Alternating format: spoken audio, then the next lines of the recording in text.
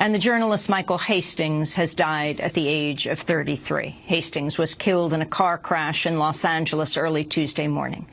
Reporting extensively from Iraq and Afghanistan, Hastings' widely read stories showed the grim realities of war. His 2010 Rolling Stone article on General Stanley McChrystal, the U.S. commander in Afghanistan, sparked a political controversy after McChrystal and his aides were quoted making disparaging remarks about top administration officials. The article exposed long-standing disagreements between civilian and military officials over the war's direction and led to General McChrystal's firing. Speaking to Democracy Now! In 2012, Michael Hastings said the Afghan war, like the invasion of Iraq, was based on a false premise. If WMDs were the big lie of the Iraq war, the safe haven myth is the big lie of the Afghan war.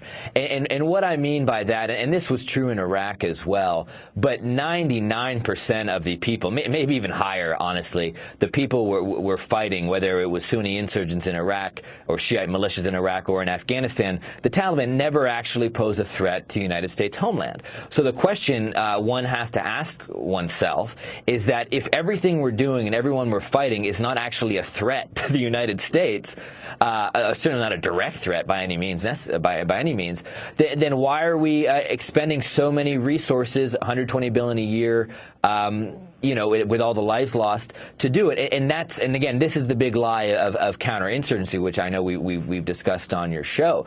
To justify this tremendous outlay of resources, they have to say, oh, well, no, we're killing terrorists. But everybody knows that that's not true. At the time of that interview, Michael Hastings had just come out with his book, The Operators, the wild and terrifying inside story of America's war in Afghanistan. Tributes began spreading across the Internet Tuesday evening after news broke of Michael Hastings' death. His former magazine, Rolling Stone, said, quote, Hastings' hallmark as a reporter was his refusal to cozy up to power. He leaves behind a remarkable legacy of reporting, they wrote. In a statement provided to Democracy Now!, the film director Oliver Stone said, quote, Michael Hastings went far in the span he had. One of our finest young investigative journalists, high-stakes reporting, in a sense, cost him his life. We desperately need more and more young men and women such as Michael willing to protest the intolerable war crimes and arrogance of our supremacy-seeking society, Stone wrote. In his first interview with Democracy Now! In 2010, Michael Hastings discussed the foundation he established to honor the memory of his former fiancée, Andrea Paramovich, who was killed by an IED in Iraq in 2007. It's called the Andy Foundation. It's a fund that helps.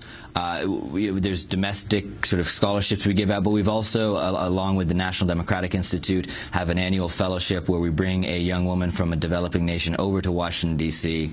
to learn about human rights and democracy, and so then they can go back to their own home countries and try to institute these rule of law programs. We brought over one woman last year from Iraq.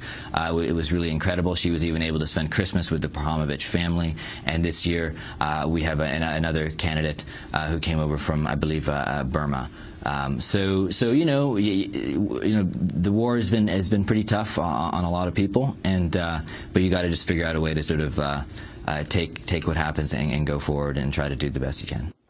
Michael Hastings speaking to Democracy Now! In 2010. He died on Tuesday in Hollywood in a car crash at the age of 33.